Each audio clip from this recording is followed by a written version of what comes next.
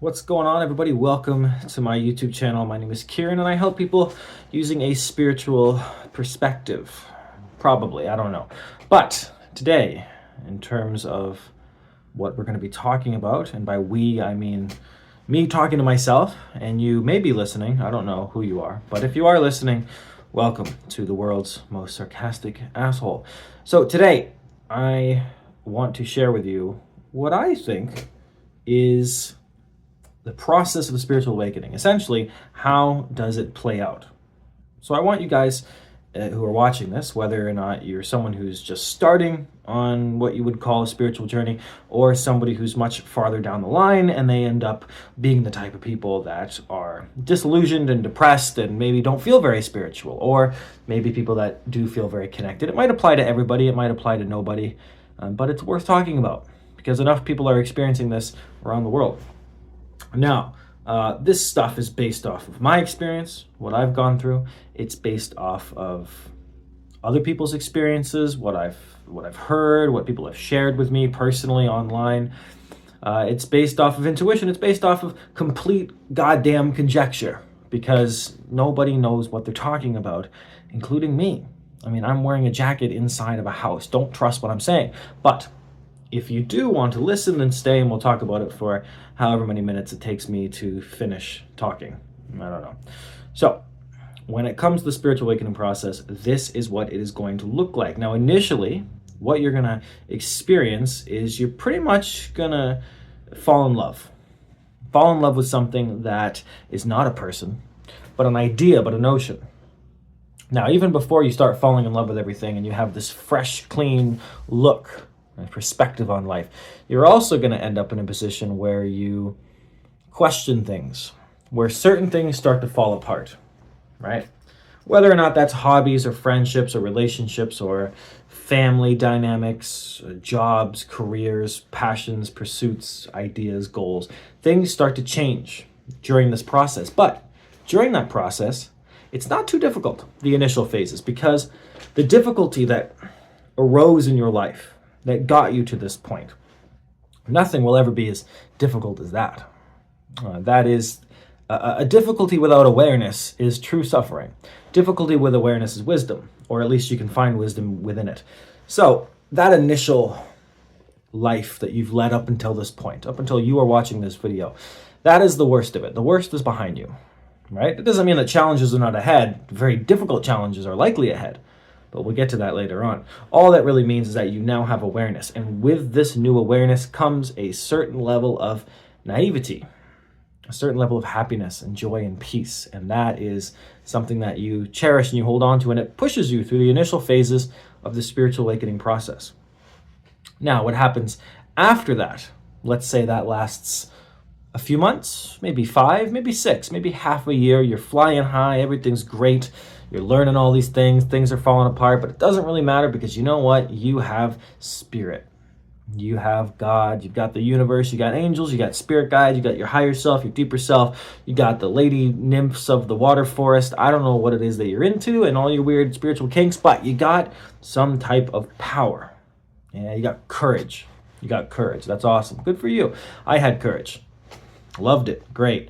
But then what ends up happening, almost within that first year, is some challenge will arise, something significant enough to alter your course, and that will throw you for a loop. But you have this understanding of things, this awareness. So what you're going to do during this next phase is you're going to get a lot of advice. You're going to get a lot of spiritual advice. You're going to get an information overload. You're going to find information online. You're going to find it in books. You're going to find it at bookstores. You're going to find it from people. You're going to find it from yourself. You're going to find it from tarot readings. You're going to find it from psychics. You're going to find it from random people on the street. And you are going to start to do something. Everybody does it. They develop a bit of a spiritual ego. Now, everybody has an ego, right? The identity, the I, literally the identity. This is an I, by the way. Imagine this finger is an I. The identity, how you view yourself is through your ego. That is your name. Your name is attached to your ego. If you need any other clear definition, I don't know how to help you. But my name is Kieran. I don't know if you knew that from the beginning of the video or the channel name, but that is my name, Kieran. And Kieran is an identity. It is not a being. It's not a deep presence. It's a name that's slapped onto a sack of meat and flabby stomach things. It is a version of myself that I have presented to the world. And it's changed over time. It's little corners of this and that and little pockets of whatever and differentness, all shades of gray. And it's gotten better and worse and better and worse, and that's fine. But ultimately, it's a construct and it's a concept, right? So you develop a spiritual ego, which means that you start to make it seem that your name, in my case, Kieran, is not only, of course, an identity that you're living your world through, but now you're going to add an adjective in front of that, right? Now you're going to say, well, it's not that, I'm just someone who has this identity, that Kieran is an identity. It's now going to be Kieran is an important identity, which is an important distinction to make. Because when you make that distinction, you're basically saying to yourself, hey, I'm right. I'm right because I'm awakened, or I'm going through a spiritual journey. And because you're going through that journey, you end up getting to a place where you feel that you're better than everybody else. So you go into the spiritual ego phase, and it's a little bit different than just regular plain old ego, because you think that you're right spiritually, which is different than being right intellectually. Very different. Being right intellectually makes absolutely zero people happy. It doesn't bring happiness. You ever heard that expression, you can be right or you can be happy, but rarely both? Well, it's true. If you've ever been in a relationship, maybe you understand that women are always right. Right, woman? Yeah, of course. So, women are always right. Not the point of the video, but just as an aside, in case anybody gets angry at me, you are right all the time. Please forgive me. But in relationships and in life, right? Obviously, I'm just kidding. But the point is that you do have to make compromises with relationships, whether it's a woman or a man, right? And so that means you have to be willing to be wrong. You have to be happy, make amends, compromise, find solutions together. But spiritually, you end up becoming right. But because it's coming from this deep place, because it makes you feel connected to everything, it also makes you happy, which is dangerous, because being happy and right, that's rare. But when your happiness and being right is also misguided and confused, you end up making dangerous decisions, both for other people and yourself as well. But ultimately, you just become an asshole. That's really all. You just seem like an asshole, and you just seem like a self-righteous asshole, right? Which is worse than just a regular plain old asshole, right? An asshole cuts you off in traffic. A self-righteous asshole thinks that the reason they cut you off in traffic was because your vibration wasn't high enough, or theirs was too high, okay? So there's rationales, spiritual rationales behind it. And that phase lasts for a few months, again, sometimes 5 or 6, and then what will happen after about a year and a half or so is, again, something else will happen in your life that will make you go, oh shit, I don't really know what I'm talking about. And that starts to happen when previous methods of success stop working. Now, there is an idea in spirituality or the human mind that just basically something that used to work must continue to work in the future, right? It's very hard for us to accept that sometimes certain things work and other times certain things don't work. Sometimes even within the same life that you're living. For example, you might feel rested, relaxed, you feel like you're in a good mood, and a friend invites you out for a drink, and you go, yeah, I'll go out for a drink. And you have a few, and you have a great time, and you go back home, midnight, you fall asleep, and you wake up in the next day, and you think, yeah, that was a great night, I'll do it again sometime. Or you can, feel sad one day, you're exhausted, you're tired, another friend invites you over for a drink, or go out to a bar, and the bar is too expensive, and you don't like the vibe of it, and the friend isn't that great, and you don't feel good, and you have too much to drink, and you go to bed sick. Drinking is not the problem, is the point that I'm trying to make. The problem is the energy around what happened, the action. So sometimes things do work, sometimes they don't. But when it comes to spirituality, we're often going to base our initial success with certain spiritual methods and tools that used to work, and then eventually they no longer do. So case in point, the law of attraction. The law of attraction is, how do I say politely, total bullshit. Total bullshit. Sorry, I mean, if you don't like that, then you can click off at this point. But it is essentially bullshit. But it was bullshit that I loved because it was so chocolatey, so good. It basically said, hey, you can get anything that you want as long as you think positively about it. Now, there's not a huge amount of emphasis on taking actions towards that goal. But even in the case when there is an emphasis on that, taking actions toward goals doesn't really mean much when you later realize that a lot of the stuff that we think we want, we don't actually need, and we're not actually going to get, and they don't actually make us happy. So sometimes we do get what we want, and it works out. Sometimes things align, and a lot of the time you do get what you want, and it's not what you wanted. Turns out it's not that great, right? Doesn't matter if it's a job, a person, a college, it doesn't matter. Could even be a food, something simple. Okay, so getting everything you want in life is not a reality, but there is a part of spirituality that is taught to us that basically says that. Basically says because you're spiritually awakened, you can have whatever you want. You can get whatever you want. You can have a dream life. Now, the intention behind that is pure, I believe, and the idea of it in many ways is also sound. In a sense that, yes, because you are going through a spiritual process, you are destined towards a certain path that would naturally bring you the most fulfillment if you continue down that path or move yourself towards it. But the path of resistance and the challenges and the difficulties that each of us experience and go through are different, and they have different results, and they come with different personalities and different perspectives and different ideas of how things work. So the point I even bring up law of attraction is not just to basically shit on it, but also because I used to follow these practices, and for a limited amount of time they did work. And then what happened is that later on, the temporary solutions didn't actually matter, didn't have much of a focus. So law of attraction and any basic over positive philosophy essentially says you just focus on getting things, and in order to get things, why don't you take these certain actions, right? But it would be far better if we all chose to, I don't know, let's say, feel good about who we are as people. No point in getting a new job if you're not very confident about yourself in general. So maybe focus on your confidence. And naturally, what will follow is the things that you desire. You don't necessarily have to think about what you want, because it will eventually just present itself to you, and you'll go, oh yeah, that looks good. I like that. I'm going to go ahead and take that. You don't need to think too much about everything, but there's a lot of thinking involved in spirituality, even though spirituality is almost supposed to be not a lot of thinking, but a lot of it is based in thinking. It's about getting.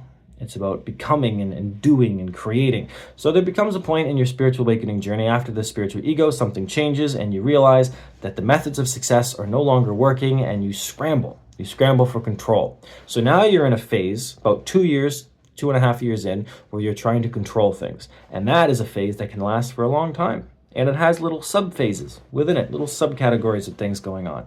So the more that you try to control, the more disillusioned you become. And you enter into this disillusionment phase. Now, this can usually last periods of 1 to 2 years, sometimes 3. They might even have little up and down spikes within them as well. But ultimately, you reach this control phase. And within that control phase, you start to apply things and you start to do things, right? You start to take actions towards things, right? Whether it was me, like making music and writing and finding different avenues and jobs and YouTube videos and all this different stuff that I was doing. But even though I was doing things that you could say are part of my destiny or my soul path or whatever wording you want to use, you'll also find that if you were to watch my life closely, you'd see there's a bunch of series of up and downs that almost always correlated with how I felt about myself. So while I was taking positive actions, I wasn't taking care of myself positively, which is different, okay? For instance, just going to the gym every day for an hour and a half and going through the routines of making yourself look better is not the same as actually feeling better about yourself. So a lot of spirituality initially is based on trying to create a life for yourself, right? And then at some point you realize that you were trying to create a life for yourself, yes, and that was good intentioned, but in trying to create a life for yourself, you forgot that what you should have been trying to do was simply create yourself, or to find a life that really fits who you are, right? To become, or to become what it is that you are. In other words, to fall back on yourself. Let life become you. Why should you have to go out there and make all of this make sense, right? Create a whole thing, get a whole timeline going where you go, look at all the stuff that I've done since I've been spiritual. But ultimately, that same core, that inner child, those wounds, that pain, that's all been there the whole time. It's just been at different levels, buried at the top, exposed, hidden. Even from yourself, sometimes it's hidden. And sometimes you discover new stuff, right? So as your disillusionment phase sort of ebbs and flows, you do have these peaks where you think you know what you're doing, and then you have these lows where you realize you have no idea what you're doing. And this continues. It continues and it continues and it continues and it continues. And it will take you through different phases of what you think is right and what you know is wrong, and it'll throw you for loops and all this other kind of stuff. And you'll end up in a position where, you think, oh, I found this great job and I did all this stuff and that's amazing, and I ended up in this relationship and had these friends and I'm in this place. And then a year or two later, that same disillusionment phase just takes you to the other end of it, where now you realize, oh, the job's not making me happy, or I don't know what to do about where I'm living, and I need a new job now. And right, the challenges of life continue. The things change. But the more difficult it gets because of the things that you've been doing, you realize that you haven't actually changed much at all. And that is what the disillusionment phase of spirituality essentially teaches everybody, is that you haven't become a spiritual master. You haven't become a guru. You haven't become anybody, anything. You are just more of yourself, which is an imperfect human.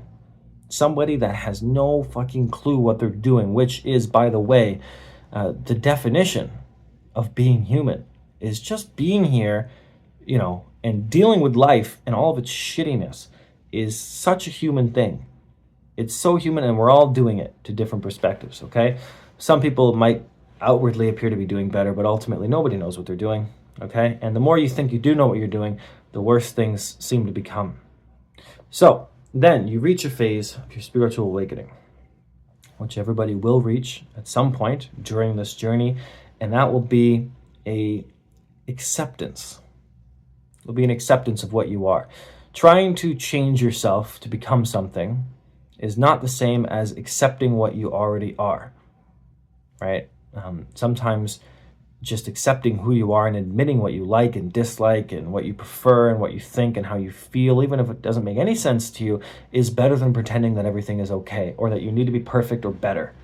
Trying to be better inherently means that you're not accepting yourself. So all the self-help books and seminars and coaching and spiritual practices that you're doing to become a better version of yourself is indirectly and inadvertently, convincing an other part of yourself that who you are is not good enough. And so your life will continue to go through these obvious struggles and perils and pitfalls where the disillusionment will always come back up and you won't know who you are until you realize that you never did know who you are. There's no point in knowing who you are. Knowing who you are doesn't matter to anybody, and nobody gives a shit. And things aren't as important as you seem. There's 5 things right there. I know, I just counted them, right? Getting to a point where you can accept life is to say, hey, turns out that I didn't really know what I was doing this whole time. Doesn't mean that you're a loser or an idiot or stupid. It just means that you're human. And accepting that you are a human being is a difficult thing to do for many spiritual people because they think that they're more important than being human. But there is nothing more important than being human, except for being a piece of chocolate, I assume. But being human is something that is difficult and imperfect. Being spiritual is about integrating the two together. And until you can do that with acceptance, then your spiritual journey will always be in a phase of disillusionment. You will never get out of that disillusionment. You need to accept that you don't know what you're doing, that you don't know who you are, and that even if you don't have the answers and the job and the money and the love and whatever, just admitting it to yourself and accepting it and letting go of control is a much better solution than trying to become a better version of yourself despite all of the pain and suffering that surrounds you every time you try to do that. right? So that is a part of the stage that I'm at, this attempt to look myself in the mirror and say, I don't know if I like everything about myself, but you know what? Maybe it's time that I accept that I don't like everything about myself. And to just say, I am my own worst critic, and most people are, and that no amount of thinking is going to take me out of that reality. So those are some basic stages to the spiritual awakening. It was a longer video. If you watched it, good for you. I wish I had something to give you. I don't, but I wish I did.